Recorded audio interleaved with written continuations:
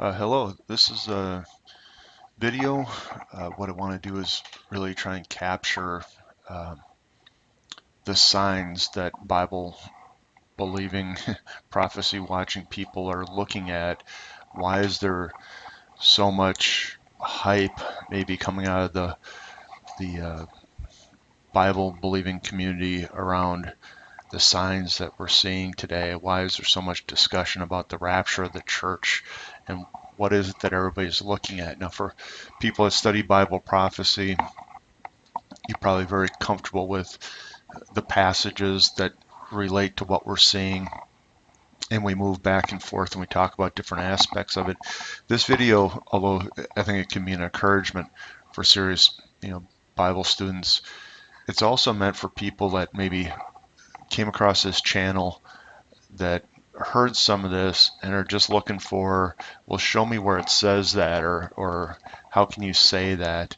Um, I thought about this for a while. It's really, really hard to do a video about the signs of the end of the age that are in the Bible, because the Bible, about 30% of it, when it was written prophecy. So you can think of, the thickness of a Bible and say a third of that, and most of the prophetic writing has to do with this end of the age. The broad concept is right before the second coming of Jesus, there's 7 years of complete devastation on earth and the reign of this Antichrist figure that people talk about. And so there's hundreds and hundreds of passages that we could be looking at. And so there's no way to try and rein in all these passages and present it in a video. So what I'm going to do instead is I'll just show little snippets of videos from fairly public sources, you want to say, that's starting to show that the discussion is definitely outside the moving outside the bounds of the Christian community, the prophecy watchers in the Christian community, and it's widespread. But let's also list some of the passages more for follow-up. We'll get into some of it, but more for follow-up afterwards, so that if you're curious about this at all, you can go see that the Bible, yep, it did actually talk about these very same things, and it didn't talk about it in a sort of ooey gooey Nostradamus. Maybe if you stand on your head, you can see how something might relate.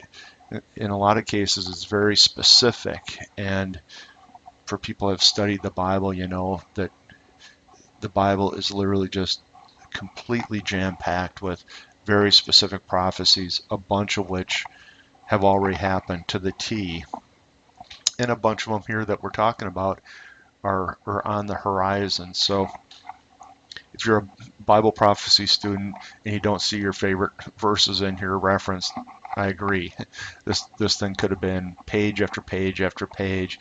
I just wanted to get the gist of the concepts, the big buckets of stuff that people are looking at right now that are Bible prophecy students, and some related passages to kind of kickstart those that might still be trying to figure out whether they're going to believe this or not believe this, and then leave it to the folks to go dig into these passages and go further. And so here's, I could have ordered these in any possible way because there's so much to be looking at, but I chose these four big groupings here. There's the super sign, which is Israel being a nation again, and this one is the super sign. It's all over the pages of Scripture, and there's a lot of Protestant churches,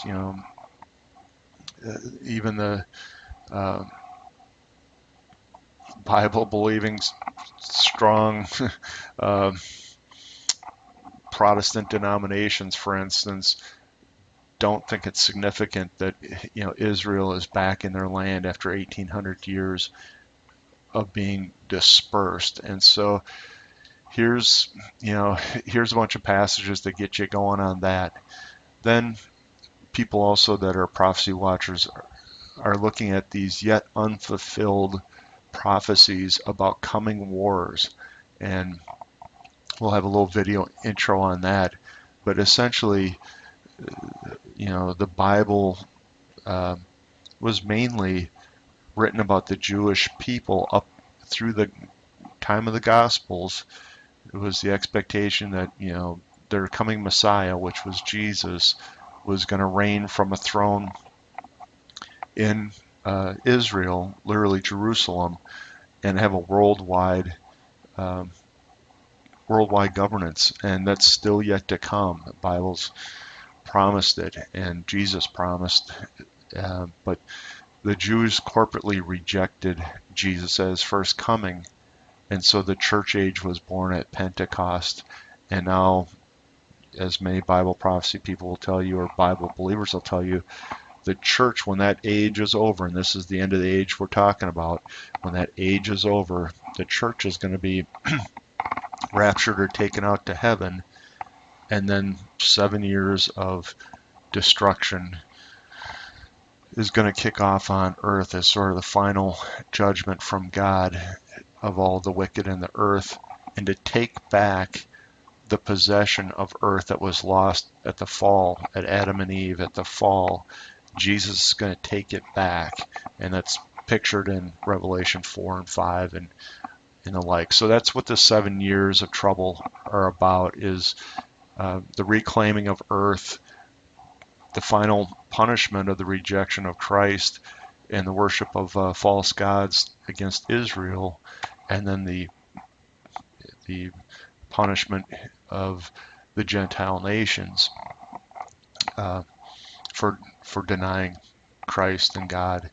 And so the coming wars then are very significant, because if you can see that these are building, you can get a sense of how close we are to that 7 years of trouble. Matter of fact, a couple of these wars here, a lot of people think might even be the lead in to the 7 years of trouble. So as we see, these wars seem to be right at our doorstep.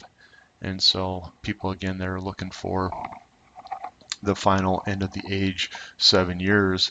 Look at these as signs, basically, because in the Bible it appears that they're right at the doorstep. So we're going to take a look at that. And then there's all sorts of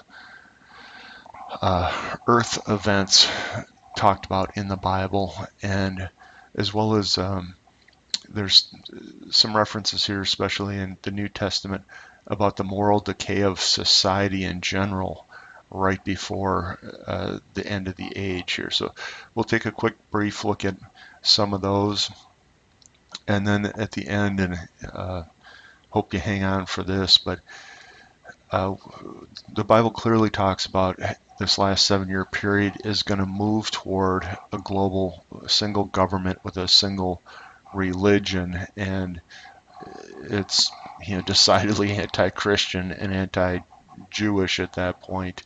And as a matter of fact, people will be beheaded for their faith and all that. And so that's it's really severe, and non-believing people today hear about this new world order or the one world government, and they say, well, conspiracy theory, mass hype, delusional, or whatever.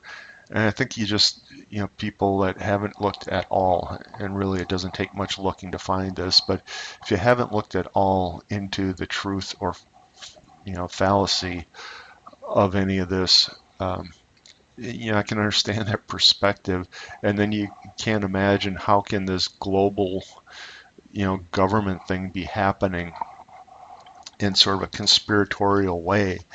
And, I'm just going to challenge people. This didn't just happen overnight. The story of the Bible, starts, it's a story of good versus evil, if you want to say, really from the fall of Adam and Eve, which, again, people that aren't Bible believers maybe struggle with that, but you can at least understand that there's a good and an evil. There's, Satan trying to corrupt and and God trying to redeem people. So I think it's an easy notion. And if you just take a look at, professing Christianity over the last several thousand years, right, we've gotten to a point where there's a couple billion people, whatever percent of the total people on earth profess Christianity. And yet the Bible will say that the ruler of this age since the fall of Adam and Eve is really Satan. And so if the church has been able to build up a couple billion people that profess Christianity, you got to believe that if the ruler is Satan, that there's an even bigger group of people that, embrace the dark side and embrace, philosophies that were formed by Satan instead of by Christ. And so that shakeout is part of this last 7-year period, but it also would give better context to say, well, how could so much of this global government and all this, quote, evil that would take over the world happen so quickly? It wasn't so quickly. There's tons of documentation that this has been building for thousands of years, just like, the Jewish and Christian faith has been building for several thousand years. We're just at the culmination point where, what has been sort of behind the scenes, you heard of secret societies. Well, the secrets are about what they intend to do and what they believe. That's being exposed now, and it's not conspiracy theory. All it takes is a little bit of investigation to see that's been there for hundreds and hundreds and yes, thousands of years. And now it's at a point of culmination, and it's easy for people to now document it and demonstrate it. And so there's where, if you have lots of doubts, I just challenge you to pick up a couple of threads that we're going to talk about here and start looking for yourself. Don't let anybody try and embarrass you out of at least doing your own research and going and looking for yourself. That in itself is a lie, because as soon as you look, you're going to see things that support that concept of goods coming to evils coming to a culmination, and the governments of the world are going to collapse under this single world rulership. You can see that if you look at all. And so it's further confirmation of what the Bible is going to say is true. So those are the big buckets, and we're not going to spend a lot of time drilling through the passages. We're going to watch a couple of videos and then tick off a few things to reinforce it, and then I'm going to leave it up to people that want to go dig in for themselves.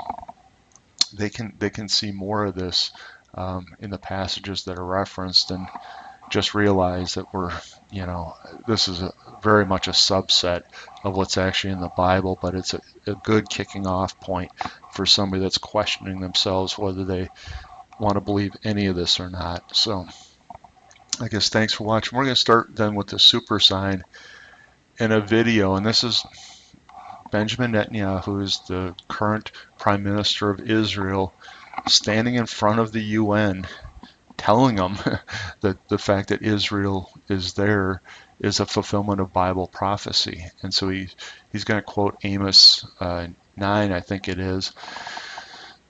But this is what I'm saying about it being publicly understood, that this is where we are in the historical timeline.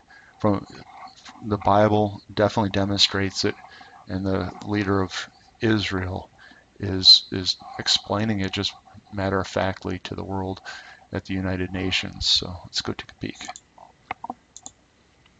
Okay. Let's bring that up. I feel deeply honored and privileged to stand here before you today representing the citizens of the State of Israel. We are an ancient people.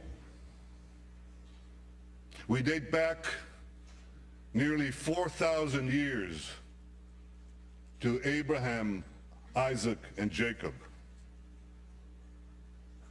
We have journeyed through time. We've overcome the greatest of adversities. And we reestablished our sovereign state in our ancestral homeland, the land of Israel. Some 2,500 years ago, the great Persian king Cyrus ended the Babylonian exile of the Jewish people. He issued a famous edict in which he proclaimed the right of the Jews to return to the land of Israel and rebuild the Jewish temple in Jerusalem. That's a Persian decree.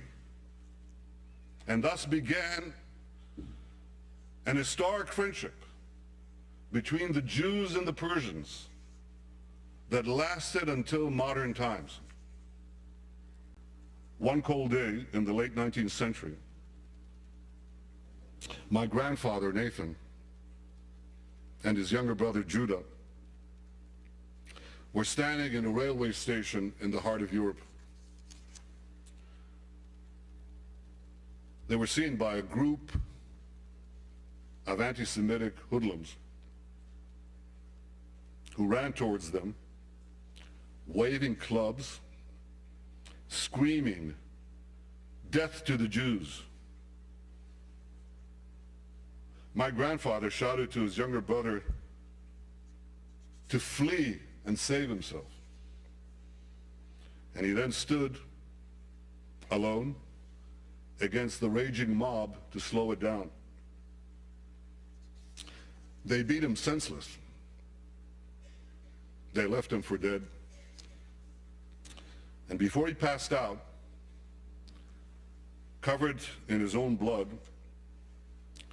he said to himself, "What a disgrace. What a disgrace.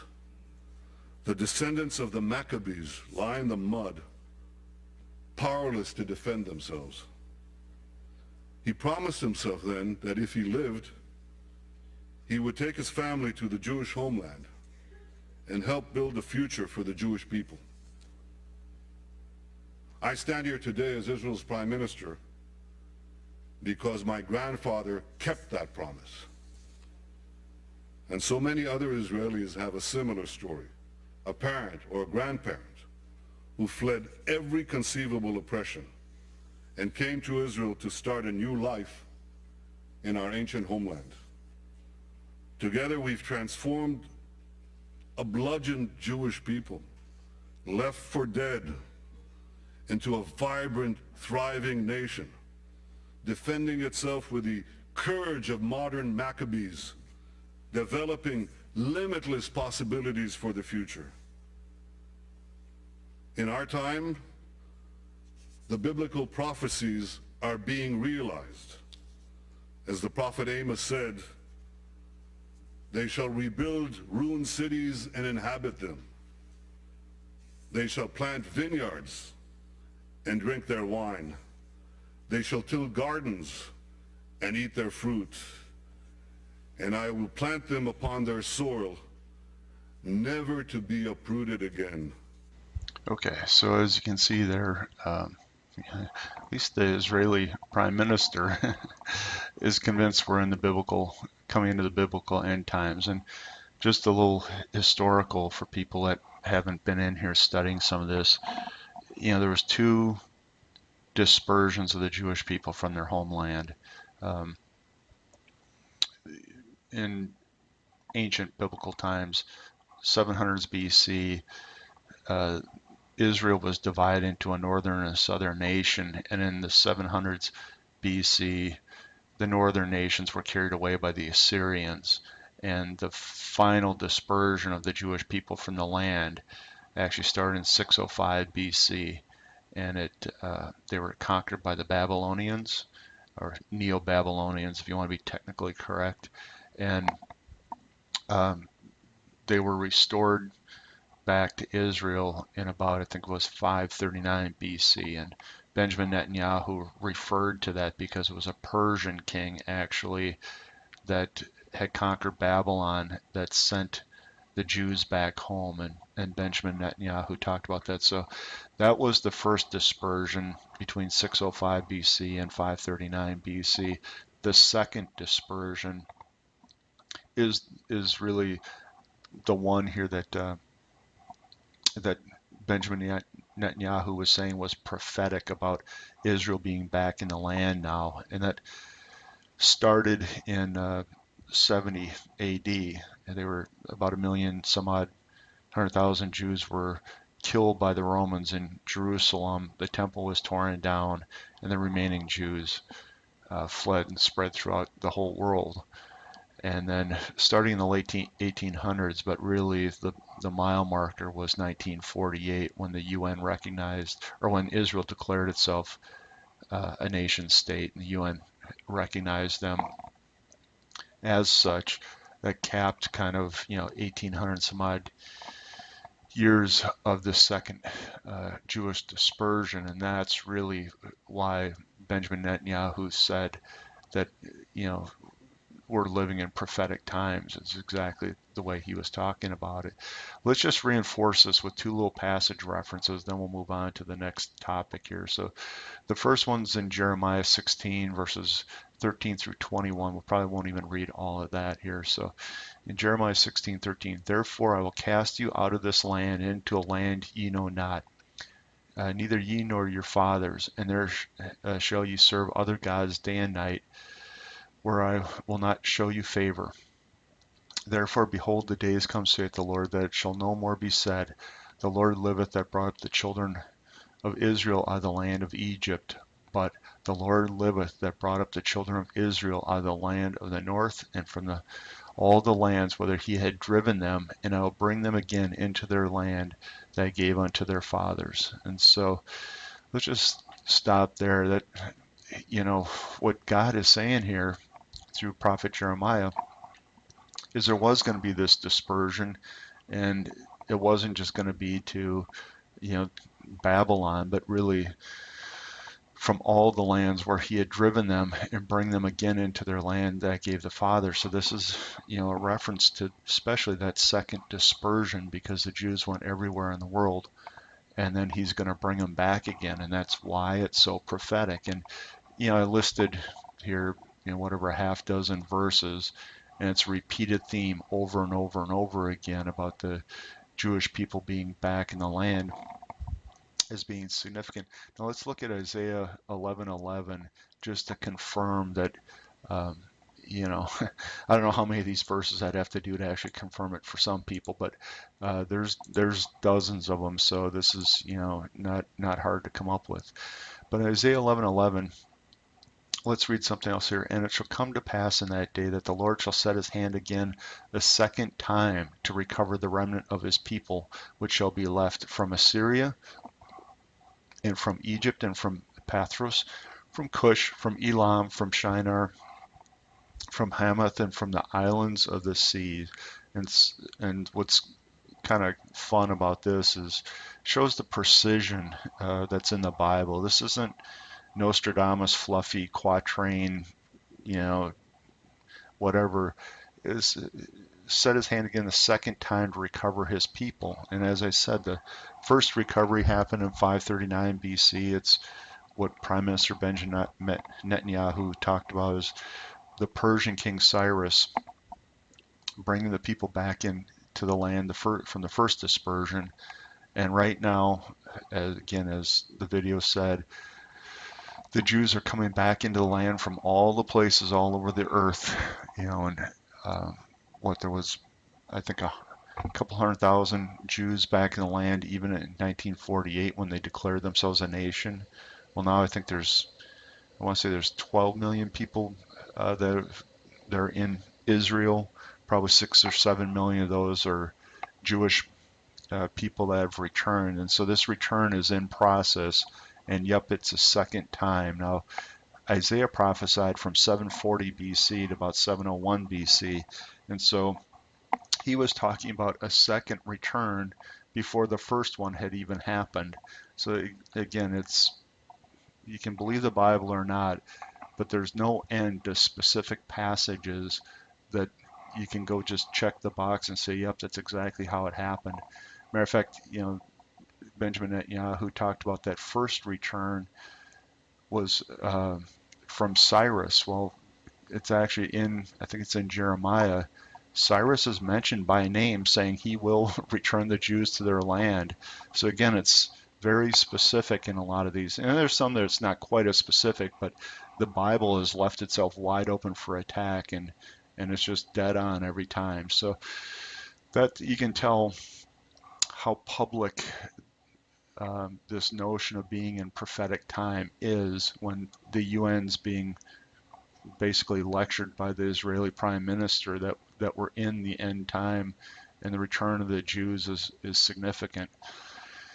I guess what I want to do is cap this off on this little section here with a little critique about the Christian churches. So if you're a Christian watching this video, but you're really unsure of any of this biblical fulfillment stuff because your church hasn't said boo about it, I want to show you something that's in the Bible itself, and might have some explanation as to why. So hang on here. Okay, so and this has got to be one of the most frustrating things for people that study the Bible, that see the prophetic importance of what's going on today. It's that most of the churches don't mention anything about this, and I could have put in bunches of more references in here. You can see I've got whole chapters, but even so, there could be bunches more references that I put in here. And so how can, the current day Bible believing Christian churches miss this, or entire denominations, Protestant denominations, for instance, miss the significance of what's going on? And actually the Bible itself prophesied that this was going to happen. And so let's take a look at 1 Thessalonians 5, 1 through 9, and Revelation 3 here, just to finish off this super sign. So 1 through 9, but for the times and seasons, brethren, ye have no need that I write unto you, for you yourselves know perfectly that the day of the Lord, and again, for people that don't study the Bible, that's this day of the Lord is very much tied toward this 7-year outpouring of God's wrath on the earth before the second coming of Christ. And so it's just a trigger set of words right there. So the cometh as a thief in the night. Okay, so it comes as a surprise, for when they shall say peace and safety. And all you got to do is watch Middle East news, that to everybody that's trying to solve the Palestinian problem talks about peace and safety. Then sudden destruction come upon them as travail upon a woman with child, and they shall not escape. But ye, brethren, are not in darkness, that that day should overtake you as a thief. You are children of light, and the children of the day. We are not of the night, nor not of darkness. Therefore let us not sleep as others do, but let us watch and be sober. For they that sleep, sleep in the night, and they that are drunken in the night. But let us who are of the day be sober, putting on the breastplate of faith and love, and for a helmet the hope of salvation. So, and this is a good line too. For God hath not appointed us to wrath, but obtained salvation by our Lord Jesus Christ. And so this is just great, because 1 Thessalonians really lays out this doctrine of the church being taken before this coming 7 years of judgment. And it's pointed to right here that you're not appointed to wrath, but to obtain salvation. So that's one of the sets of verses that support this notion of the rapture of the church. But what's really interesting here is, Paul is talking about the them that are overtaken by the sudden destruction that comes upon them. And then he says, but us, and he says, you're not children of the night, you're children of the day, and that you're watching and being sober, waiting for this, blessed hope, the hope of salvation. And so Paul is pointing to that there's going to be bunches of people here that get surprised by the events of the end times coming upon them as a thief in the night. But he's saying here, the believing church that understand these messages, right? they're children of the day, and you're not going to be overtaken by it. And so let's just reinforce that. Now let's go look at Revelation 3. And Revelation 2 and 3 are 7 letters written to the churches. And so it's specifically to Christian believing churches. And that's the context. Now, in Revelation 2 and 3, many Bible prophecy teachers, and I agree with this thought, not only is he identifying specific problems with these 7 churches and commending them for specific things that they're doing right, but they're done in such an order that just happen to match the major movements of the Christian church since basically Christ, died on the cross. And so, I guess I'll leave it at that. Go study the 7 letters if you're unfamiliar with what we're saying here. But this letter to Sardis, most people target as the denominational churches that were birthed out of the Reformation. And so, the Protestant denominational churches that were birthed out of the Reformation being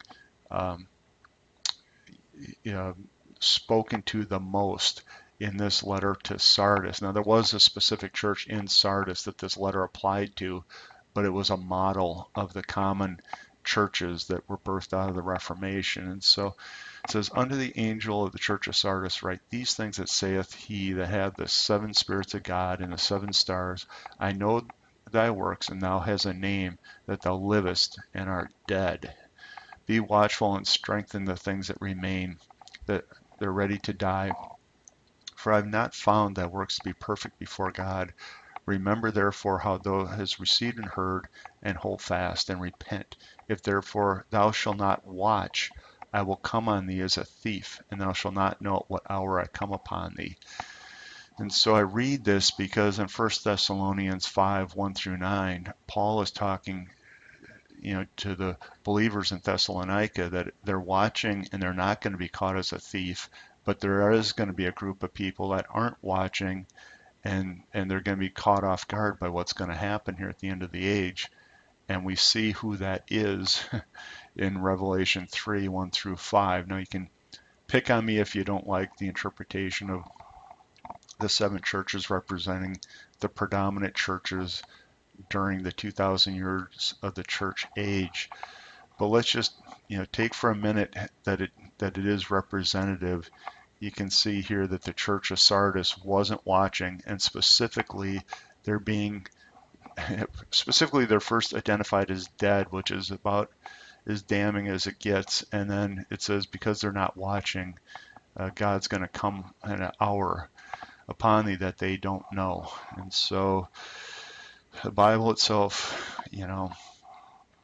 predicted and prophesied that many in the church will not be looking for the coming of Christ, the second coming, won't be watching, and will be caught off guard. So pretty sobering thought. So if you're in a church and they're not talking about at least looking for the coming of Christ, whether they believe in what's going on now or not is prophetic. But if they're not looking for it, they probably have some representation in this church of Sardis. And one of the sins there is that Jesus himself considers them basically dead.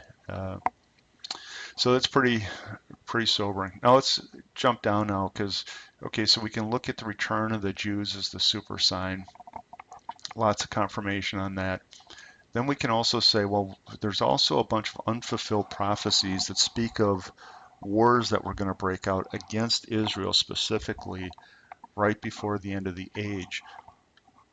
And so let's take a look at a video there and check that out.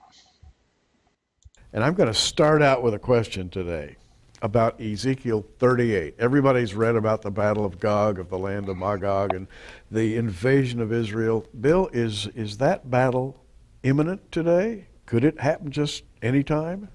Well, Gary, I think that battle is very near, but I don't think it's next.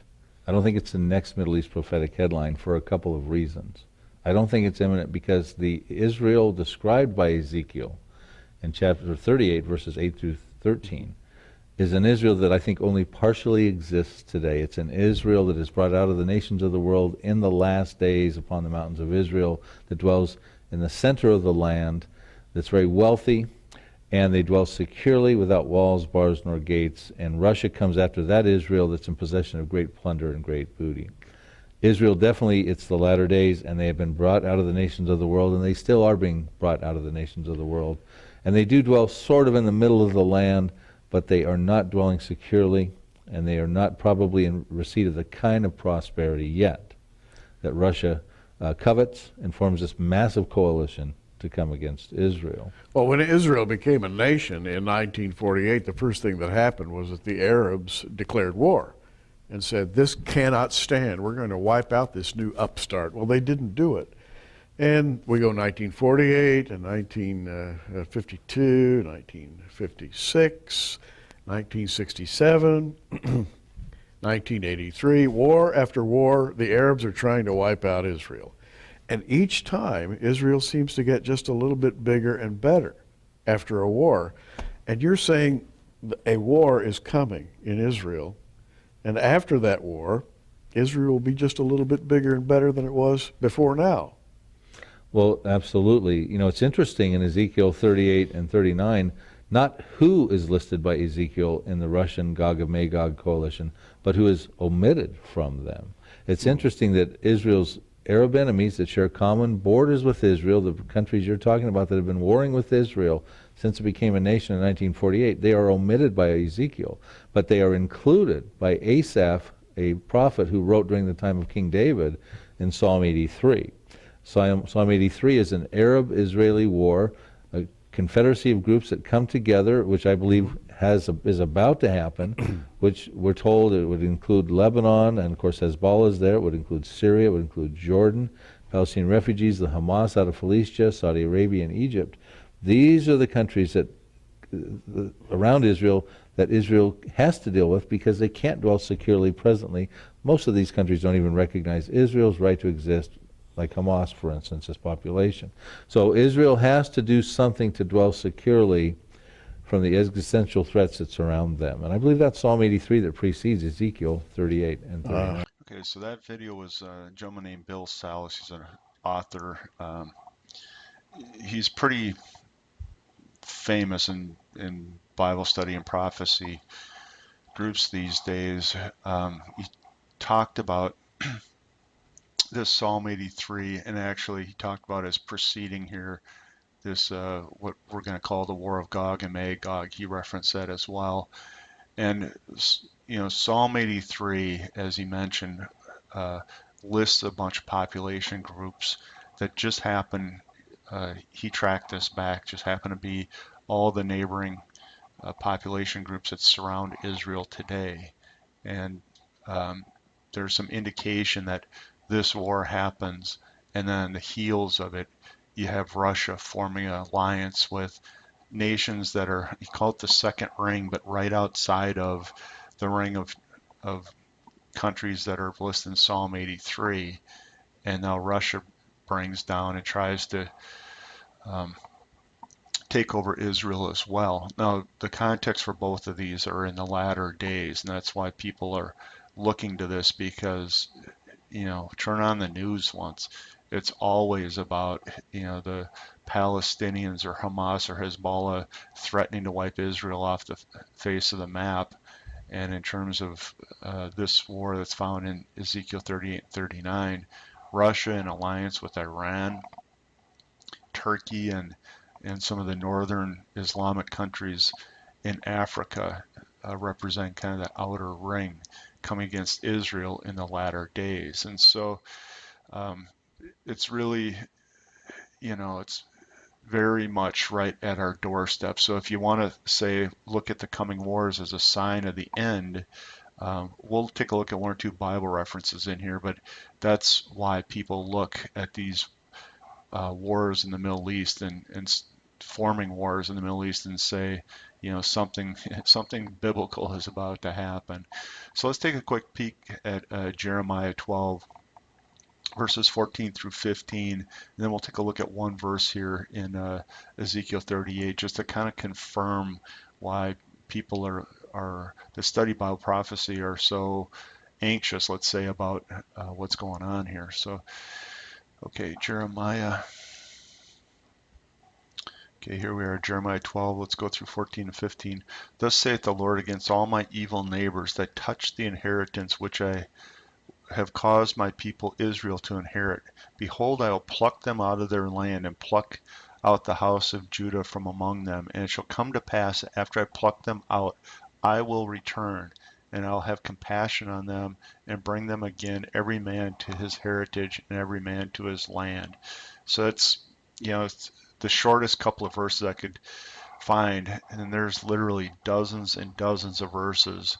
And this Bill Salus has written, I think, 3 or 4 books now, because there's so many verses in the Bible that talk about this very thing, the inner ring of people that hate Israel, going to war with Israel, and the conclusion is Israel wins that war through their own military defense, and then an outer ring of nations led by Russia and Iran that come down next. And it turns out that God himself puts down that invasion, because literally it's so massive. How could Israel fight Russia and a coalition of 7 or 8 of the largest Middle Eastern armies coming against it all at once? And so there's the context for that, and I just pick on Jeremiah 12 because it's a short couple of verses just to show you. Now, we could have, a lot of people say, why don't you dive into Isaiah 17 and 19? We're just going to mention it quick here. Isaiah 17 is the destruction of Damascus, and it appears that in one day or overnight, it appears that Israel attacks Damascus and completely destroys it. Now, we know today there's a huge war going on in Syria. Hundreds of thousands of people have been dispersed. Over 100,000 people have been killed, and led by, unfortunately, the U.S. administration has tried to shuttle all sorts of rebels and armaments against Syria in to fight that war. And yes, Damascus is, through car bombs and shelling and whatever, is being destroyed. But the final destruction that's described is a complete destruction of the city. And so many people are saying it's going to happen any day now again. Somebody's going to drop a bomb. Does Syria, that has all these chemical weapons that keeps threatening Israel, does Syria launch chemical weapons at Israel? Israel already has promised in response to anything like that they will bomb Damascus. And so, again, this could be right at the door. In Isaiah 19 is about Egypt, and some of these events have probably already happened here in Isaiah 19, and we won't get into it. So let's just finish up this here. We're going to take a look at one verse out of Ezekiel 38, sort of probably what's going to be the final war before that 7-year period happens, and then we're going to get maybe a little timing reference to all of this in Zephaniah 2. So hang on. So here we are in Ezekiel 38, and again, Bill Salus, who's studied these wars as much as anybody's got several books on this, and he's joined by all sorts of theologians, so he's not out there standing alone with these concepts. He points to this Ezekiel 38 and 39 as being probably the last war. It may even be in the 7-year tribulation period, because war is defined right away in Revelation 6, or it may be just before that period kicks off. We can't tell for sure, but in Ezekiel 38, we've got, after many days thou shalt be visited, in the latter years thou shalt come into the land that is brought back from the sword, and is gathered out of many people. So that's the same reference we saw here with the super sign. It's one more indication that the returning of the Jews is a super sign against the mountains of Israel, which have always been waste. And again, for 1800 plus years, there were no Jews in Israel. It was a desolate waste. Mark Twain actually documented that in the mid 1800s, that's what he called it, a desolate waste, salt swamps and mosquitoes. So, but is brought back forth out of the nations, and they shall dwell safely, all of them. And so there's a little confirmation that this war that's described in Ezekiel 38 and 39 is an end days war in the latter years, and it's after the Jews have been brought back out of the nations. And so that's why people get so excited. You see all this going on between Russia with alliances with Iran, which was called Persia back in the day. Russia's Magog. It's defined right up here in the land of Magog. And they're in alliance with Persia, which Iran was called Persia up until 1932. And then you get a list of, northern African nations here, and you get Turkey listed here. And those alliances are all in place. Russia has never been aligned with Iran in history, but now is. And Turkey is backed away from NATO and is in alliance now with the rest of the Islamic nations. So the whole thing is just completely dramatic, what's going on in the tee up to this Middle East war. But as Bill Salus said, there's probably first a war between Israel and all of the neighboring nations. That would be the Palestinians in Gaza and the West Bank, Jordan, Egypt, and Syria.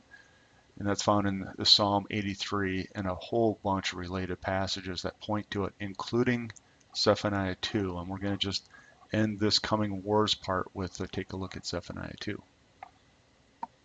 Okay, so let's read this real careful. We're only going to get a couple of verses here. Gather yourselves together, ye. Gather together, O nation not desired. Bring the decree forth before the day passes as chaff, before the fierce anger of the Lord come upon you, before the day of the Lord's anger. So you can see here, I said day of the Lord was an indication of that last 7-year period before Christ's return where all the desolation is poured out. So it's saying before that happens, Zephaniah is saying this: seek ye the Lord, all you meek of the earth, which have wrought his judgment. Seek righteousness, seek meekness. It may be that you shall be hid in the day of the Lord's anger. So, the Old Testament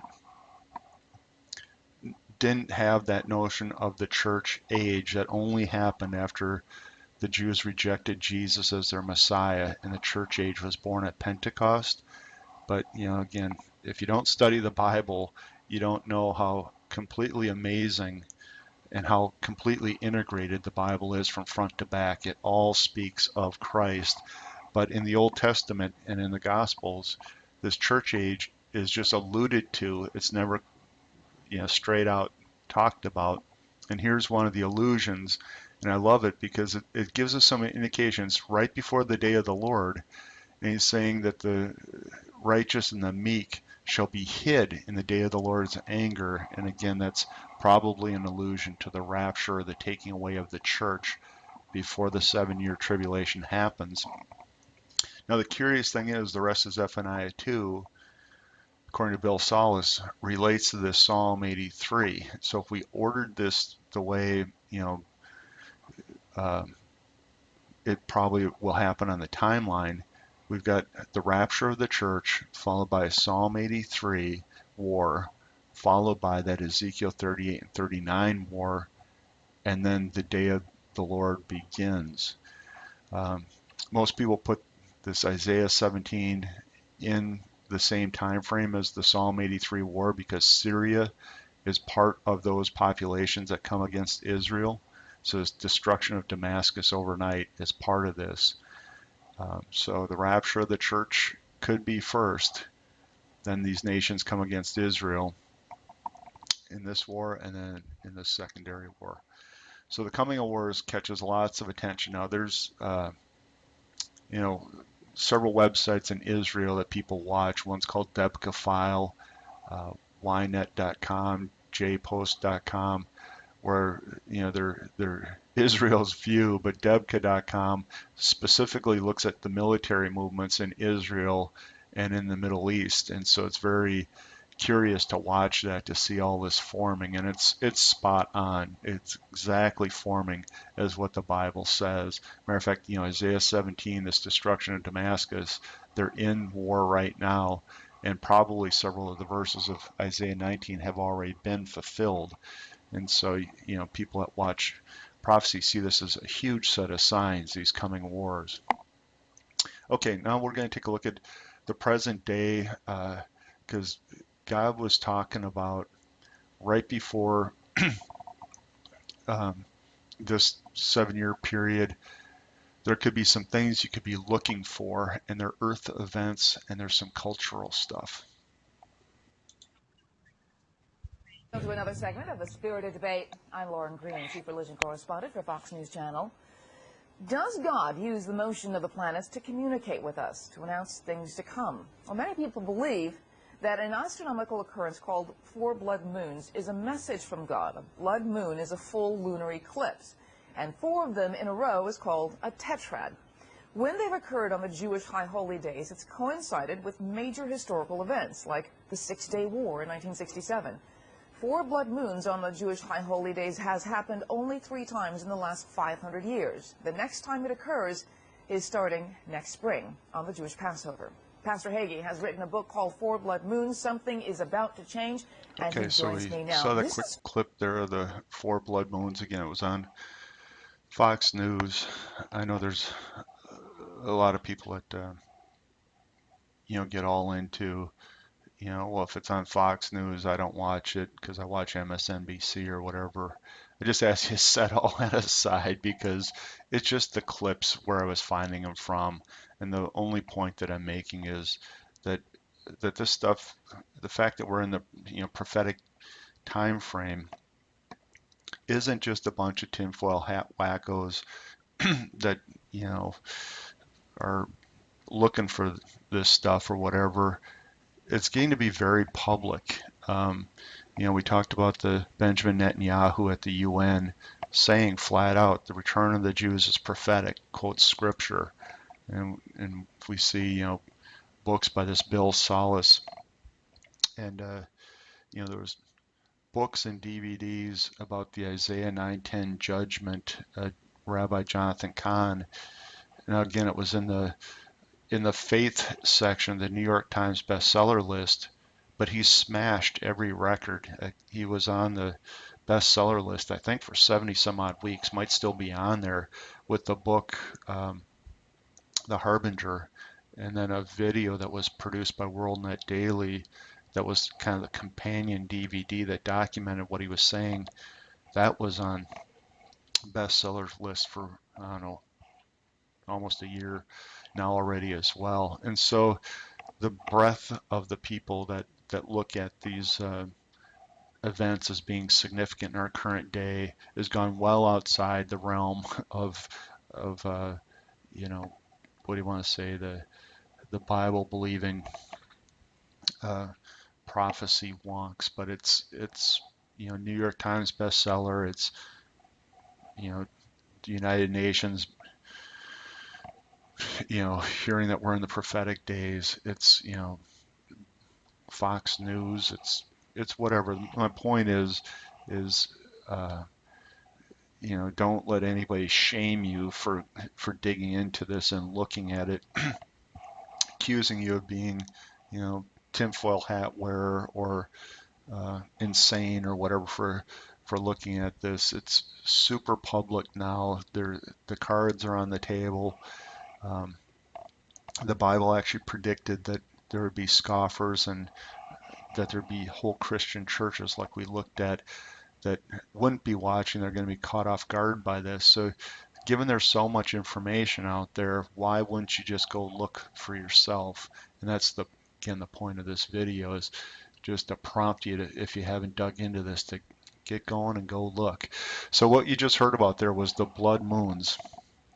And there's a bunch of astronomical references of what's going to happen coming up to and just into this 7-year period, tribulation period that people call it.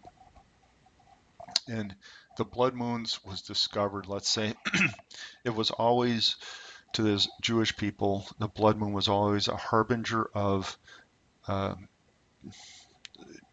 significant doom, followed by, if you want to say, success or blessing. That was always what the blood moons meant to the Jewish people. And this blood moon tetrad thing is really significant. Now, a Messianic rabbi called Mark Biltz figured this out. He was in Jerusalem during a blood moon at one point, and it caused him to go look. Um, he used the U.S. U.S. government's astronomical information of the moon phases and figured out that, just like the Fox News clip said, that there's only been 3 of these going all the way back to the 1st century. And the first set of these blood moon tetrads, now 4 blood moons in a row establish the tetrad, but the fact that you get 4 in a row that happen to land on Jewish feast days, because the blood moon is significant to the Jews in particular, that's what creates this really heightened, bizarre sign to the Jewish people. And in 1942 and 43, I think it was the first set of tetrads. And that's when the Jews were kicked out of Spain and Southern Europe. And a lot of people say it probably led to Columbus taking people to the New World, but very significant in terms of the Jewish expulsion out of Southern Europe. Then the next ones that happened was in 1948 and 49, I think was the 2 years, because again, to get 4 blood moons on feast days, you actually cover 2 years to get that. It happens on Passover, and then the Feast of Tabernacles is where these land.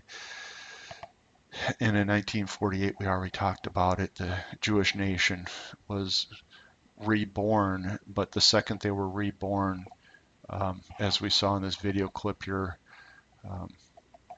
Bill Sells being introduced, talked about the second the nation was declared, all the surrounding Arab neighbors came to war with Israel, and he listed off a number of dates that happened. And so 1948, they were attacked right after they declared being a nation, I think the very next day. And then the next set of blood moon tetrads just happened to land, I think it was in 1968 and 69. And that's right after the 6-Day War. And again, it was the Arab neighbors coming after Israel again. They're being attacked, and miraculously they won that war as well and took land. So people are looking at this next blood moon tetrad that happens to be in 2014, 2015, and you've got all of these wars teed up around Israel. It's just, what are the odds that something significant doesn't happen? I think you'd have to be betting against the Bible at that point, because it's more likely that something is going to happen in 2014, 2015, with the blood moons marking those events. Now, that's really significant, as well as the fact that there's no signs that indicate this rapturing of the church. The Bible doesn't give us any signs. What they do is they give us signs leading up to and into this tribulation period. And so, as we saw here when we looked at Zephaniah 2, if the rapture of the church comes before some of these signs, you can say, hey, how close is it that the church is about to leave the earth, right? And I would argue very, very close. So we take a look at the blood moons. Let's go take a look at Luke 21, 10 and 11, and just take a look at some more of these signs of the coming end of age. Okay, here we are in Luke 21. We're just going to look at a couple of verses in here again to not get bogged down in this, but this is Jesus speaking.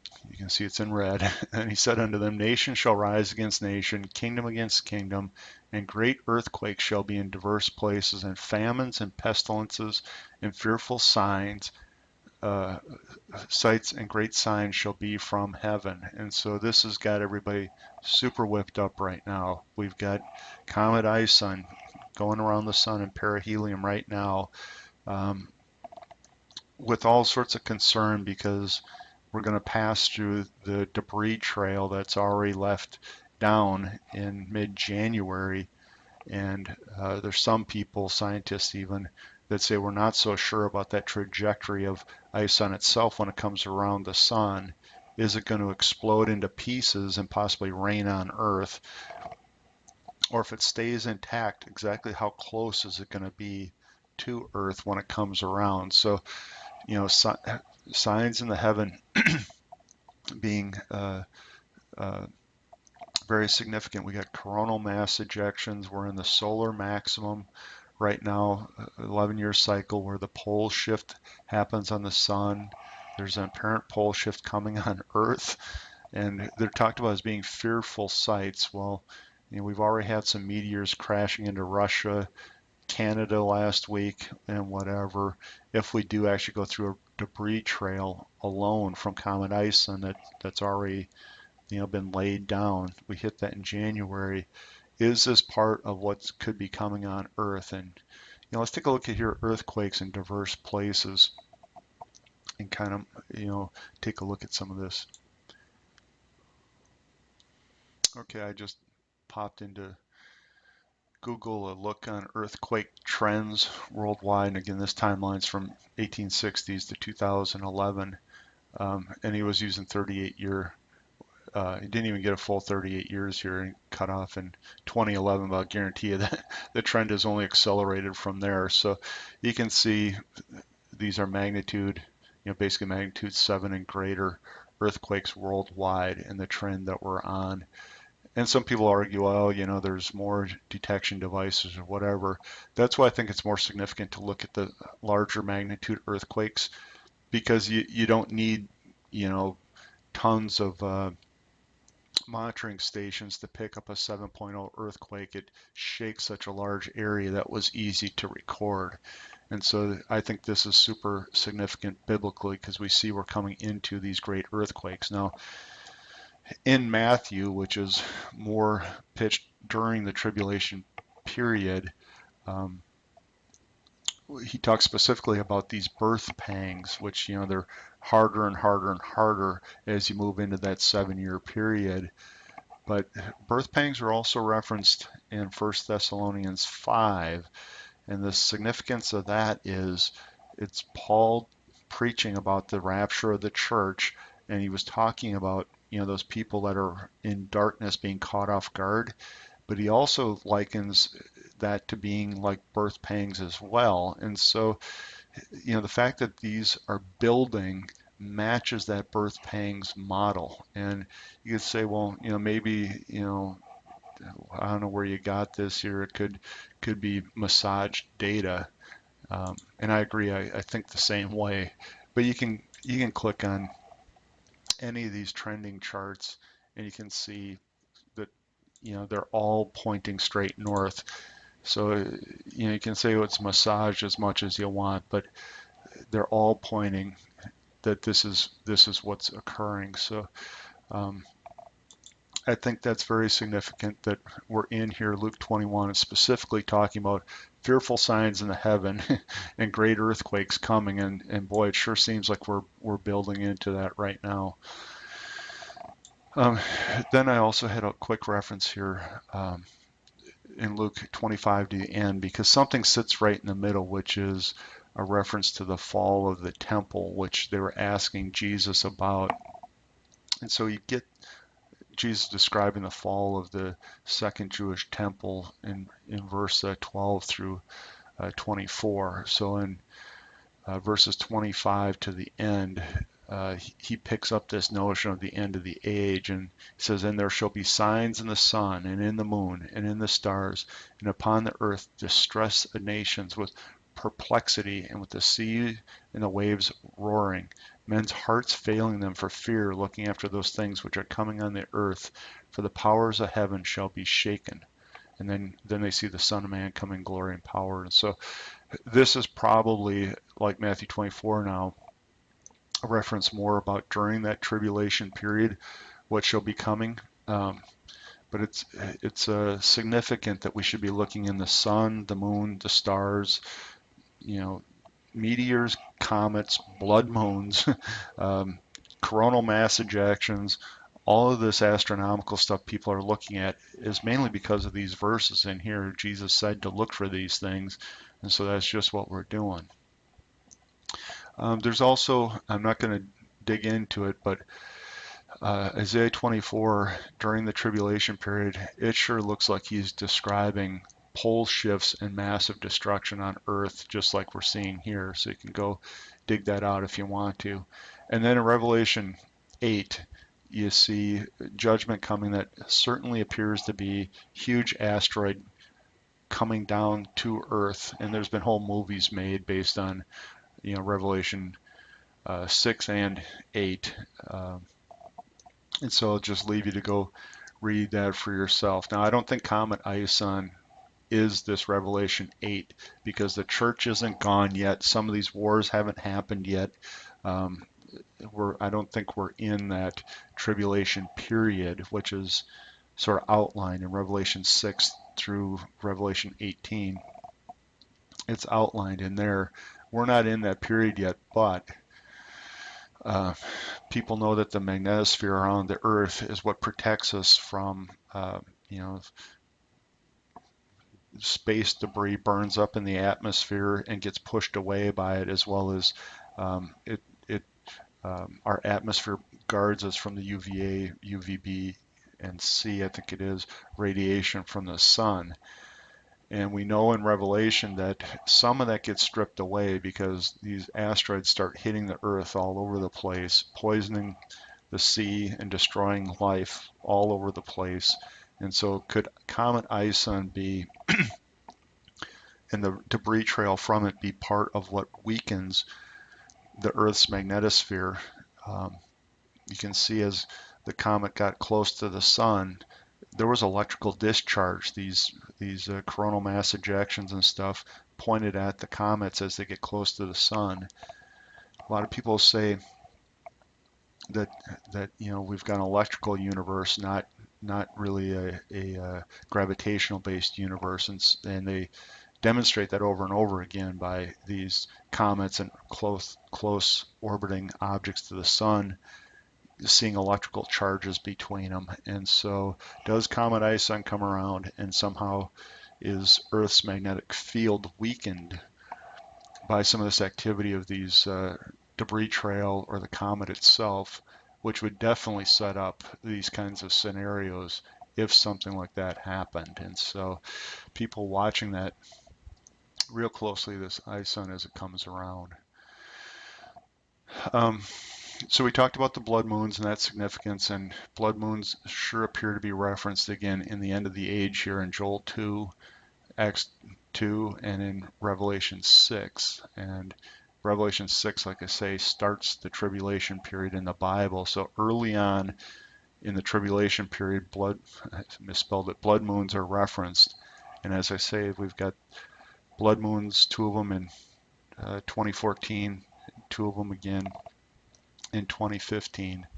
And so, a lot of people are saying, boy, we've got to be close if those blood moons happen to be related to the tribulation period as defined in Revelation 6 and in Revelation 8, those judgments. Now, Hosea 4:3 is another that people watch very closely. It says, because there's no faith in the land and no fear of the Lord, that the Lord is striking animal populations and fish.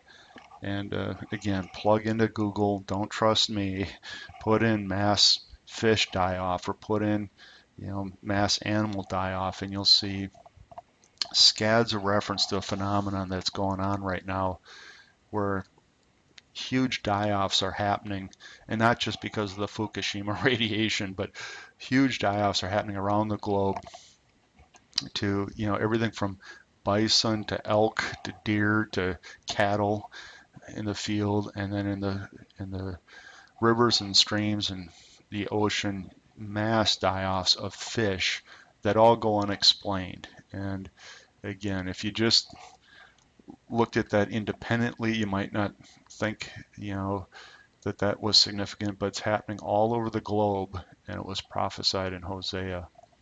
So the last thing that we're going to dig into for this sign is going to be some of this writing here in Timothy, and it just talks about the cultural things that we can expect, and it's pointing to moral decay. So let's look at 2 Timothy 3, and then you guys can read some of the rest of the references on your own. Okay, so here we are in 2 Timothy 3, and this know also that in the last days, okay, so that's again the time frame we're in, perilous times shall come, for men shall be lovers of their own selves, covetous, boasters, proud, blasphemers, disobedient to parents, unthankful, unholy, without natural affection, truce breakers, false accusers, incontinent, fierce, despisers of those that are good, traitors, heady, high-minded, lovers of pleasure more than lovers of God, having a form of godliness, but denying the power thereof. From such turn away. For of this sort are they which creep into houses and lead captive silly women laden with sins, led away with diverse lusts, ever learning, but never able to come to the knowledge of the truth. So, I think anybody that wants to be objective about what's going on in our society can see that we definitely have a me culture going on right now, which is clearly outlined here. The youth rule over the parents, and that's exactly what's going on. Without natural affection in the Bible, that's the gay lifestyle, and that's becoming rampant, and not just in the U.S. That's a worldwide phenomenon where that lifestyle has to be embraced. Look at our military, look at what's going on in the U.S. with gay marriage and all that, and that's again worldwide now. So dead on, that's exactly what's happening. Despisers of those that are good, and being Christian is becoming very unpopular, and in a lot of nations. We've got to be honest. In America, even though things are going against us in other nations, take Egypt, Syria, definitely Saudi Arabia, and where else, people are being beheaded for. So I decided to just hit a couple more verses in 2 Peter 3, mainly because I think it adds a couple of additional thoughts that are important about the culture of today. Let's actually pick it up in verse 3. Knowing this first, that there shall come in the last days, okay, so it's, again, speaking about the time we're in here, scoffers walking after their own lusts, saying, where is the promise of his coming? For since the fathers fell asleep, all things continue as they were from the beginning of the creation. For this they willingly are ignorant of that by the word of God the heavens were of old, and the earth standing out of the water and in the water, whereby the world that then was, being overflowed with water, perished. But the heavens and the earth, which are now by the same word kept in store, reserved under fire against the day of judgment and perdition of ungodly men. But, beloved, be not ignorant of this one thing: a day of the Lord is as 1,000 years, and 1,000 years is a day. The Lord is not slack in the promise of his coming, as some men count slackness, but is long-suffering us word, not willing that any should perish, but all should come to repentance. And then you get the warning there that the day is coming as a thief in the night, which we already dug into before. And so, again, this whole thing is the context about the coming day of the Lord. And there's a couple of concepts in here that I guess weren't in that 2 Timothy reference. You get the idea of scoffers that are walking in their own lust, and who hasn't heard people making fun of Bible prophecy people and Christians in general, but Bible prophecy people in particular.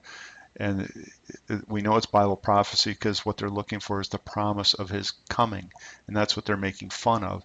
The second thing they're making fun of is the notion of creation, And, with all the focus on evolution and they're willingly ignorant of the science of creation, even though there's scads of material out there to go look at that scientifically shows that this is what happened. And what's so funny is this is, again, the specifics that are in the Bible that make the Bible just so amazing. Is this time that we're living in is dead on being described, and we see it right here.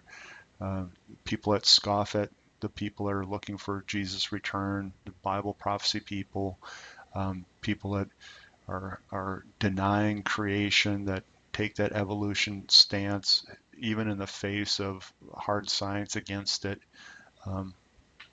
What can you say? So, and then, these same people, Peter is saying, are going to be caught in the day of the Lord like a thief again. And so, there you go, is the apostate, backslidden culture that denies creation and makes fun of Bible prophecy people are going to be caught and go into that tribulation period, where basically saying heat's going to destroy a lot of the earth. And we see that in Revelation with, trees burning up and the elements he talks about here melting. So that's, why there's got to be a wake-up call around the signs that we're seeing, because boom, all of a sudden the church will be gone, and everybody that doesn't make it, it's nothing but death and destruction coming after that. And so, this is a wake-up call and a plea that people just go look for yourself at the signs. Don't trust any one video, don't trust me, but know that it's all throughout the Bible that this stuff should be looked for, and we can see it, and it is. So the last one, and this will be, right in the line with the scoffer stuff, but we have to think differently about, liberal and conservative and Democrat and Republican. And I know, in other nations you get the same, left versus right scenario. It's all bumpkus. The real scenario to be looking at is good versus evil. And we don't have time to dig into it, but Revelation 17 and 18, you get this description of this one world system. It's a political financial system controlled by the Antichrist, and a religious system.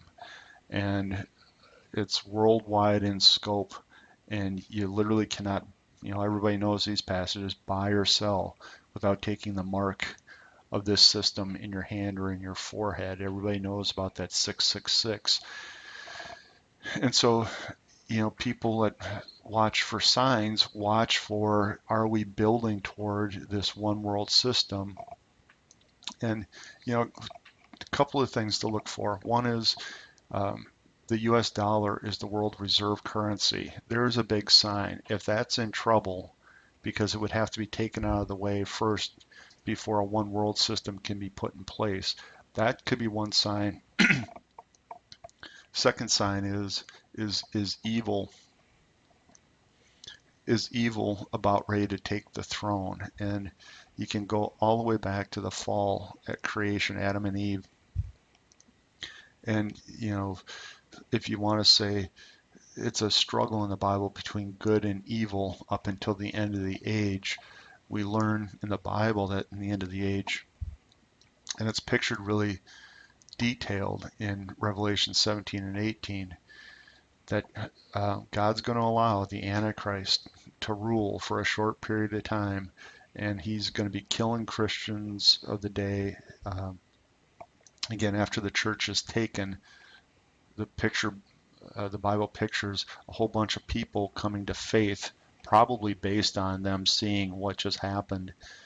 It's pictured in Revelation 7.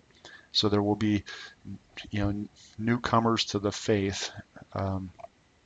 During that last 7 years, they'll be persecuted to death, as well as the Jews will be hunted everywhere, because the Antichrist is trying to prevent the coming of Jesus, and he wants to kill off the Christians, and specifically kill off all the Jews, because Jesus won't come until his people, the Jews call for him. And that's prophesied in the Bible. So do we see this example of financial system, the US dollar collapsing, and evil coming back to rule a global government? And that's this one world system. So let's go take a look at a couple of videos, and then we'll take a look at one or two passages and kind of leave you there. The economic collapse that I wrote about in my 2007 book hasn't happened yet. In that book, I did write about the housing bubble and why I believed it was going to burst, or why I believed there was a bubble. You were right on the leading edge of that. It's going to become much worse. They gave it their best shot, Lauren. Remember, they had Larry, the brilliant Summers, as the head of the economic team. Remember the stimulus programs. Remember under Bush TARP. They've given it everything they can, and they're coming up with goose eggs. So we're only going to see it get much worse. After 42 years of tyrannical rule, Colonel Gaddafi is dead. Britain's secret friend. Tonight, how we colluded with him to kidnap Gaddafi's opponents around the world. Among the international businessmen and the jet-setting playboys is this man, Moussa Koussa. He was one of Colonel Gaddafi's inner circle, a ruthless spy chief trusted with the security of the country and stamping out dissent. When he fled Libya at the start of the uprising, he chose to defect to Britain. Moussa Koussa is responsible for the death of 270 innocent civilians, as well as thousands of his own people as part of the Gaddafi regime. Moussa Koussa is the guardian of many of Libya's secrets. So why, with little explanation, did Britain let him go?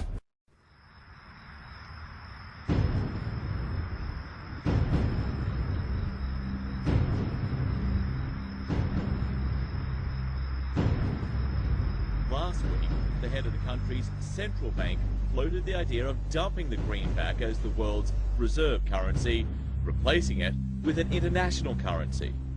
Thousands of people gathered to hear Barack Obama deliver key foreign policy speech on his current European tour. His vision for America's place in a new world order. After Tripoli fell, his old offices were abandoned and torched, but some documents survived. They exposed Libya's secret relationship with the UK in a series of letters between Moussa Koussa and MI6. These documents are absolutely extraordinary. They show the real detail of the secret relationship between Britain and America and Gaddafi's police state. And what really is amazing is the tone of them, the friendliness. They're cozy and smug at some stages. And tonight, we can show that Britain's friend Moussa Koussa was attached to the bloodiest massacre of Gaddafi's regime. When we searched former intelligence offices bombed out by NATO, we managed to salvage some of the regime's surveillance tapes.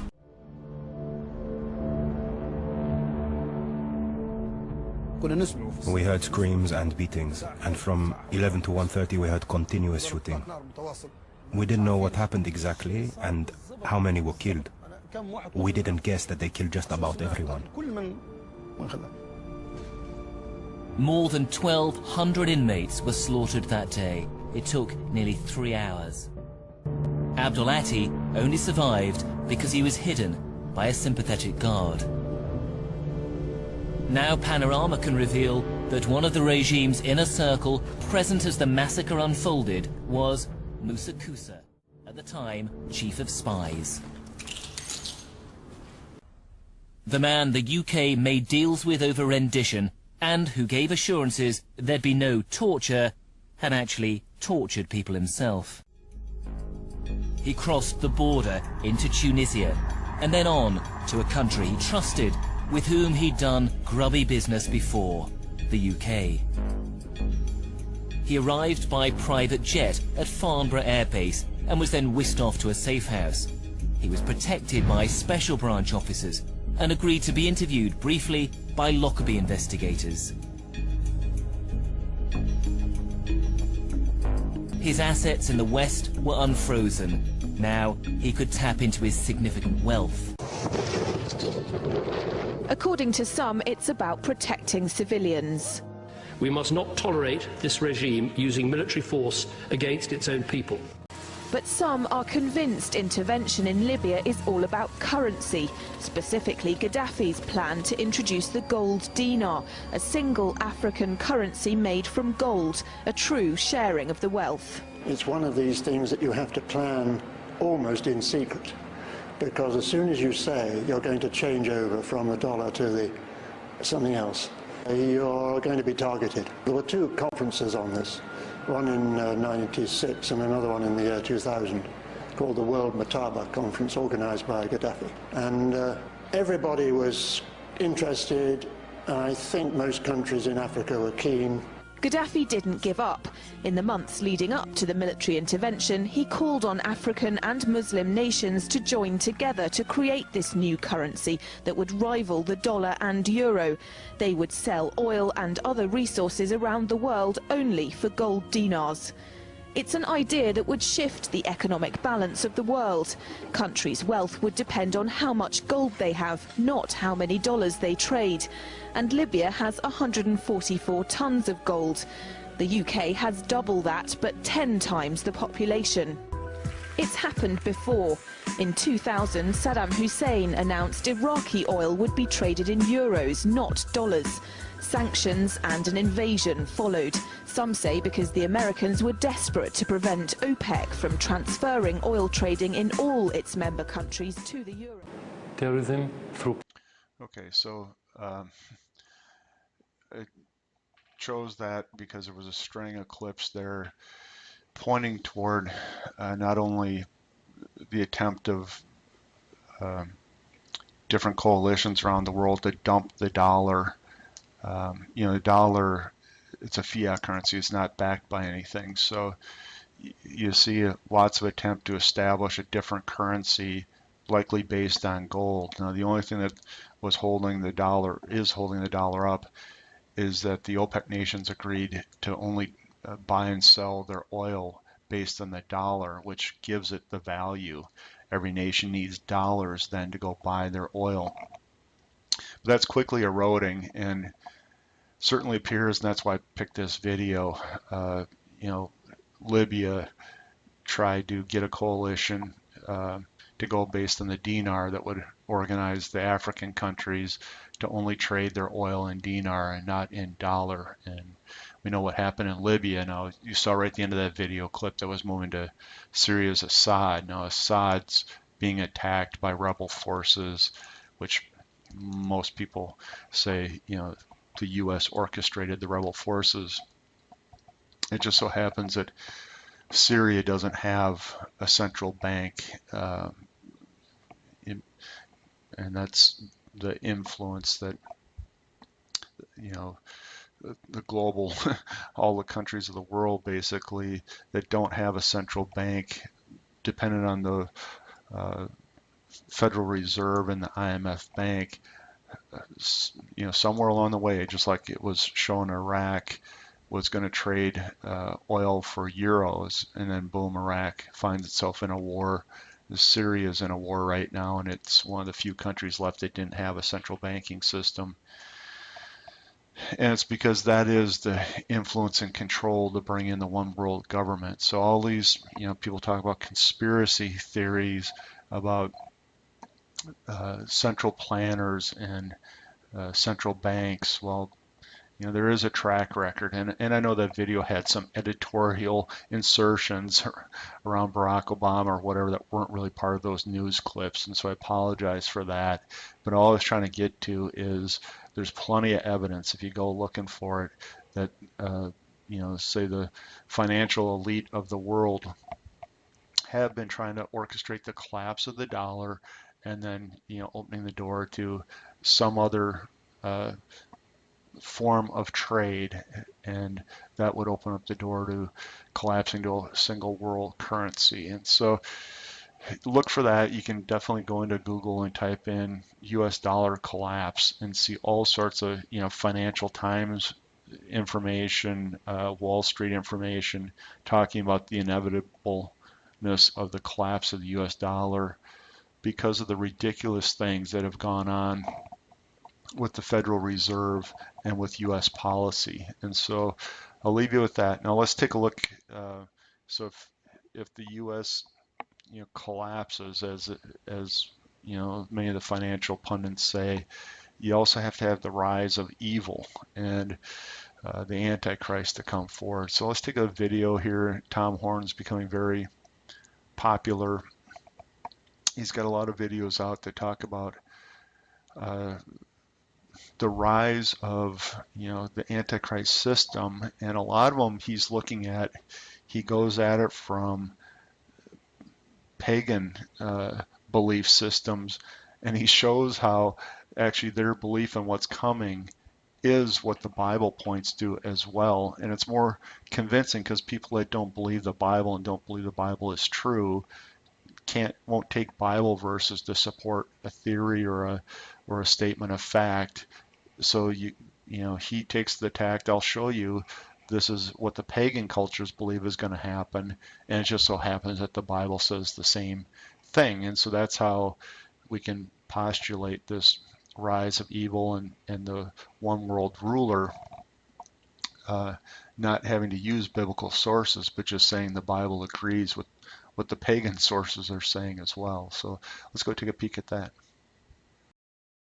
Well, in fact, we did a show with you a couple of years ago in which we talked about that. Did the Maya say that the world was going to end in 2012? And I made the point that no, what they said was actually more interesting.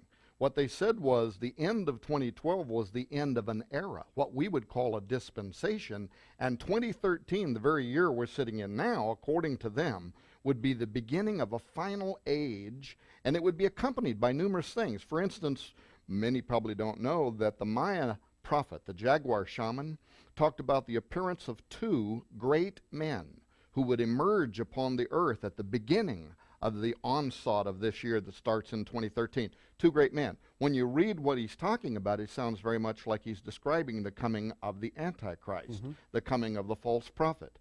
We've talked before how in the Jewish Zohar, 700 years ago, Orthodox Jews who did not believe Jesus was the Messiah, talking about when is their Messiah going to appear. In fact, they said it in the Jewish calendar year 5773, which brings us to September right now, where I'm sitting in this studio with you, of the year 2013, after which they said the Messiah would slowly begin making himself known to particular leaders in the world, and then eventually would be known by all the world. So what spirit was it? What occultic force was it that is non-Christian in nature, that is causing everything from early Mesoamericans to Jews to the Hindus in their Kali Yuga calendar to Cherokee Indians 200 years ago, all of them saying 2012 marked the ending of a dispensation, a new dispensation will begin, and they even describe it as a time when the gods will once again be merged with humanity. And of course later we'll talk about the prophecy that's on the Great Seal of the United States, also related to the year 2012, 2016, and those prophecies talk about that time when the gods would once again commingle with mankind. Okay, so as I said, I think Tom Horn and his concept is shared by a whole bunch of Bible teachers. Again, it just picks somebody to represent the point of view, but why he's interesting again is he's got a couple of books, Apollyon Rising 2012 and I forget the name of the one he just published this year in 2013, but same theme, which is you can take a look at all the pagan belief systems and say they're expecting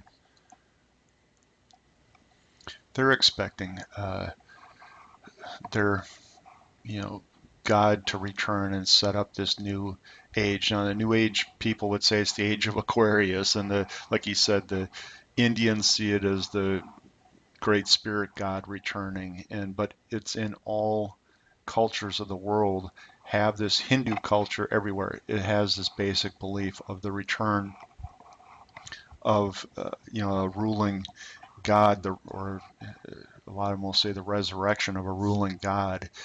And so you've got that, and then he ushers in a one world, government, which of course is painted as utopia.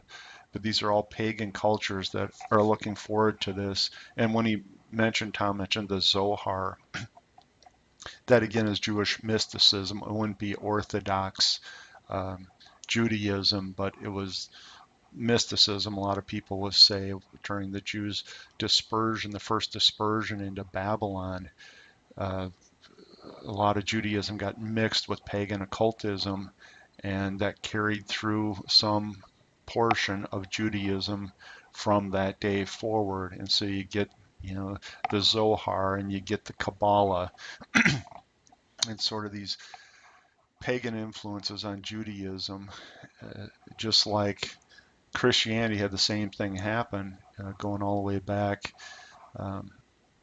300s AD. Emperor Constantine was trying to deal with the booming explosion of Christianity, and the prior emperors, going back, Nero, Domitian, and all tried to kill the Christians and feed them to the lions and whatever. And when it came around to Constantine, he said, no, we're going to embrace Christianity. It was over 10% of the population at that point, and he started mixing the pagan cultures into Christianity, and that's why you get weird things like Christmas falls on a pagan holiday, and Easter is actually Ishtar worship, and that's why you have eggs and bunnies, which are fertility symbols, being mixed in with the resurrection of Christ. And so that happened way back there in the 300s AD, and now you can't even separate hardly what happens in the church, especially the historical church. The pagan parts from the Christian parts have been so tightly interwound that it's hard to separate, and that's what Tom was referring to with the Zohar, is that happened also with Judaism, that the pagan parts got wound into the Orthodox historical Judaism, and for some segments of Judaism, you can't separate out the pagan beliefs from the Torah beliefs. And so that's, but they all speak to this one thing, I guess, to kind of wrap up the thought, is the return of a ruling God who's going to set up this age of wonderfulness on earth. And it's in all these pagan cultures of the world. And as Tom was making the point, he tracked when do they think this is going to happen, and he wrote a book based on that they saw the end of the age, like the Mayans, everybody hyped up in 2012, and then the new age starting in 2013. This pagan belief shows that they think this is coming into that age right now, this year. And so it's curious that all that is happening with all these signs that we saw before, the coming wars that we saw before, the Jews returning to the land, and now you got everybody, including the pagan people, believing the return of this one world ruler. It just happens to match the Bible. So let's go take a look at just a couple of brief verses in the Bible which supports what the pagan people all think is going to happen as well. So let's look at Revelation 9 and verse 11. And they had a king over them, which is the angel of the bottomless pit, whose name in the Hebrew tongue is Abaddon, but in the Greek tongue his name hath his name Apollyon. And now, in Greek, Apollyon and Apollo, it's the same thing. And so that's, a lot of Bible scholars will tell you, the Antichrist is being named. He's the angel of the bottomless pit. And so, he's named Apollo. And now, boy, you say, that sure sounds like Greek mythology. Well, you're right. I'll make this case a little bit more in a minute here, but let's go and take a look at Revelation 17. And again, Revelation 17 and 18, you see this perfect picture of the one world financial system forming, and then the one world religious system forming. So let's take a look at Revelation 17. And we'll take a peek at verses 8 through 11. And the beast that thou sawest was and is not, and shall ascend where? Out of the bottomless pit. And that's where we saw where Apollo was. He was the king over the bottomless pit. And so he's coming out of the bottomless pit and go into perdition, which is hell. And that is, after the Antichrist's reign, that's where he's going to go when Jesus puts him down. And them that dwell in the earth shall wonder, whose names were not written in the book of life from the foundation of the world, when they beheld the beast that was and is not and yet is. And that's just what we're talking about, is the pagan beliefs are saying some way that their pagan god is going to return and he's going to rule and reign. And so he was, and he's going to be resurrected and present himself forward again, which I know if you're not into believing in any spiritual things or whatever, that seems like this far out concept. But let me bring it a little closer to home. All pagan beliefs can be tracked back to Babylon, the Babylon that existed right after the flood. So we're talking, a couple of 2,500 years BC. Okay, and let's just take a look. I didn't do this in a real fancy way, but just let's take a look at, I typed in Nimrod, because right after the Bible talks about him, he was the first, quote, world ruler right after the flood, and he built the Tower of Babel. And God said, they'll be able to do whatever they want if he doesn't disperse the people and mix up their language. Now, people that don't believe the Bible say, well, that's a bunch of mythology, but there's all sorts of evidential stuff about Nimrod, in Sumerian texts and from the ancient lands of Babylon that show, here's the guy, it was him. And just like the Bible said, he built cities and he created a one world government system. And it's really interesting because, he lived for several hundred years, as well as you can see here charts people make of other names for Nimrod, which evidences one other thing the Bible said is, God came down and dispersed the inhabitants of earth that were in Nimrod's one world government and sent them. Extra biblical sources say 70 groups were dispersed to different parts of the earth. And and their languages got confused or changed, right? So that they wouldn't collude anymore into this one world government. And that's exactly what we saw happen in archaeological findings. Is this same dude Nimrod all of a sudden shows up with all sorts of different names based on the different population groups around the entire earth, including the Indians, including the Mayan that we just saw with Tom Horn. So all these different languages, but the story was the same. This one world ruler at the beginning of time who eventually had his head chopped off. He died. And now they look forward to him coming back. And all the pagan cultures said he was part God and part man. And the Bible's really clear that what happened in the early days that caused the flood were fallen angels mating with human. And I know if you don't study the Bible, that seems far out. But again, the pagan cultures all saw this as well. They recorded this in the Sumerian text, for instance, the oldest writings in the world. And again, this Nimrod character all of a sudden shows up with all sorts of different names as the languages were confused and people were dispersed around the world. So can't point to it here. Let me see.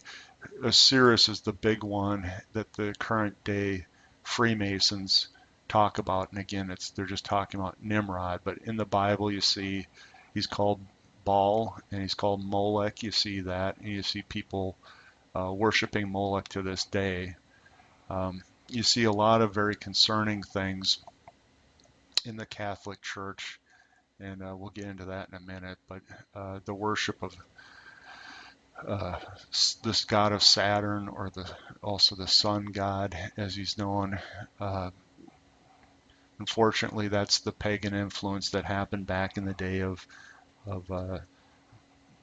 Emperor Constantine, and the pagan priesthood, which the Bible talks about coming from Pergamus. You can read about that in Revelation 2, I think it is, maybe in Revelation 3. That was a real priesthood, a pagan deity priesthood that stemmed right from Nimrod himself, that went down into Rome and became, the papacy. So there's some history. Now, what I want to do is, I'll never be able to prove that point to you just by saying it, but there is all sorts of artifacts that would point to that being the case, as well as one other very hard to believe thing, but these angels that mated with women produced offspring that were giants, and that's I did a whole video series on this called the tinfoil hat, but I go through actual artifacts and news clippings that talk about these giant skeletons being dug up, including through the Americas.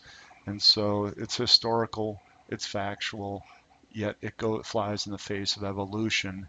And so it gets dismissed, and lots of governments, as soon as one of these artifacts is dug up, it's immediately taken away by the government.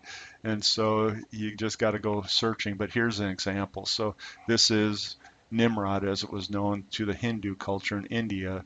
But again, look at the size of this guy compared to the servant that's standing next to him. And so you'll see Nimrod often depicted, again, using different names, but he's often depicted as a giant compared to the other people. And the Bible talks about that. And David and Goliath, for instance, Goliath was a real giant that David slew, and there's plenty of evidence to that. So I know that one's harder to swallow. I'm just going to have to leave it there. But you will see all sorts of symbols now, because Nimrod was, again, according to pagan tradition, the god that was the progenitor of Nimrod was Satan. In the Greek it was Zeus that had the son Apollo, and so if you want to see it in a lot of the like Freemason, they'll be talking about Osiris, and that's the coming of the reincarnation, or the coming again of Nimrod, and his father, was basically Satan. And some of the other troubling things, if this is Nimrod's also talked about as being the god, a fish god, and called Dagon is one of his names. And you'll see this is where the Pope and the bishop's mitre hat comes from. You can see here, this is ancient Sumerian Babylonian priests, and that's exactly the priesthood that ended up in Rome as the Roman Catholic priesthood. So hard to take, but here's a little example of it. But it's exactly what happened, and it's part of his history.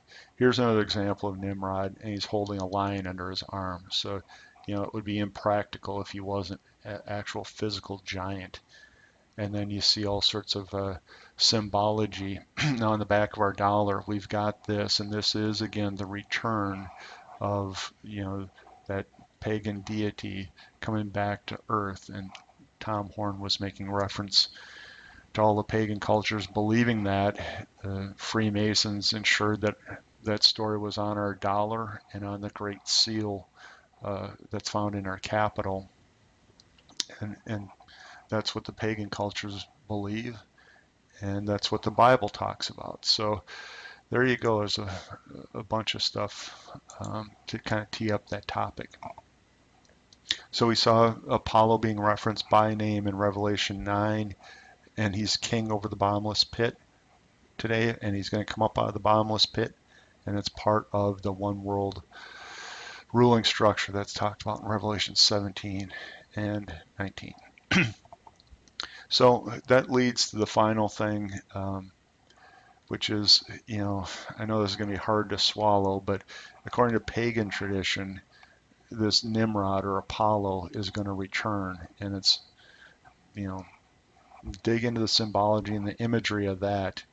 But it's actually interesting that that the Vatican has observatories and all, and they've been prepping the world, saying that they're looking for the return or the coming of what they say is, alien people who are going to have a new gospel because they aren't fallen.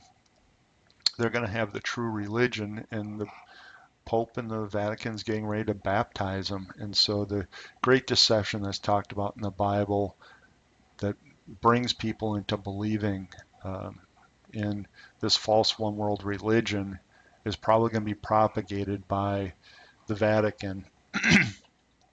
And they are looking forward to, literally, aliens coming to Earth. Now, how does that tie in? Well, that's how this pagan god is supposed to return, is he's coming, like the pyramid with that eye on top of it. He's coming from, the space down to Earth is the way he's pictured, and that's exactly what the Vatican is looking forward to. And they've already said that they'd be very willing to baptize, these people from outer space when they get here. It seems so far-fetched, and yet the Vatican itself is putting out the pronouncements. It doesn't take much research, again, to find it. So I would commend you toward that. And now the last, we just want to end with Revelation 3 speaks to the church, and it has some reference to this setup that I think is, I'm just going to leave as the final footnote. So let's take a look at Revelation 3.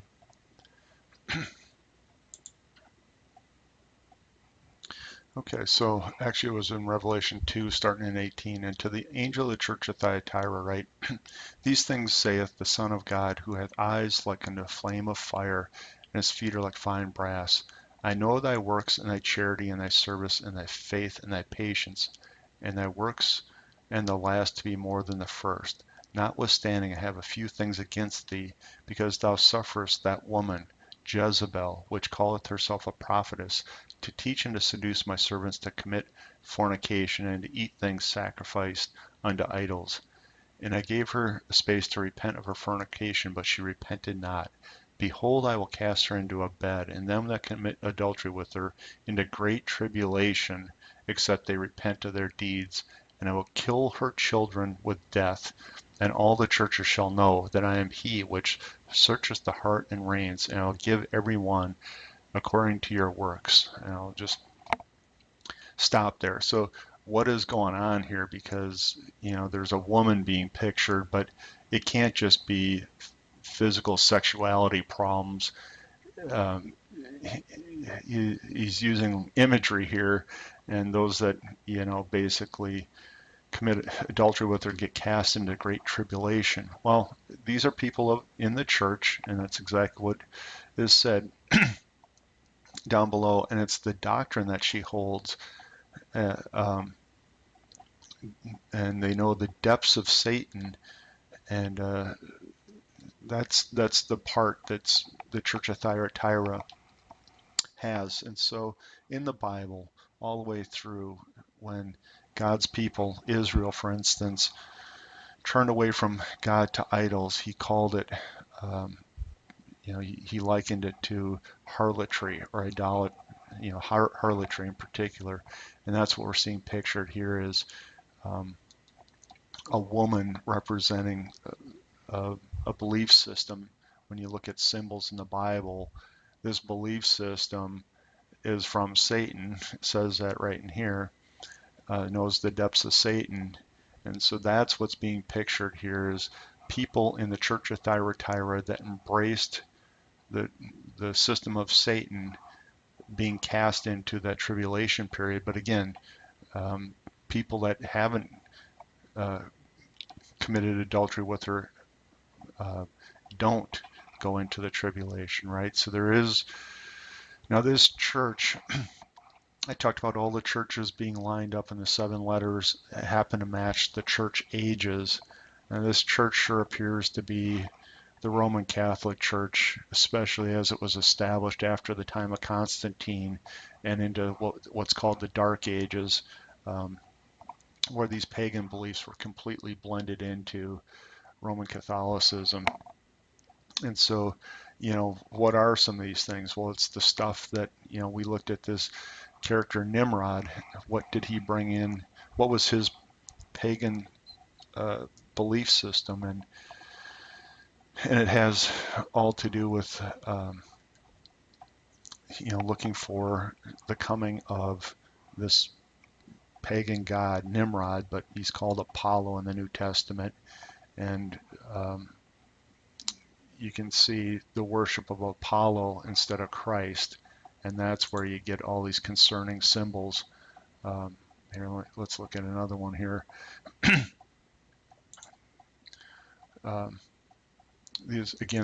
We talked about this being, pictographs in India. The illustration from manners and customs of the ancient Egyptians directly link Osiris with Nimrod. The name Nimrod comes from Nimr, a leopard.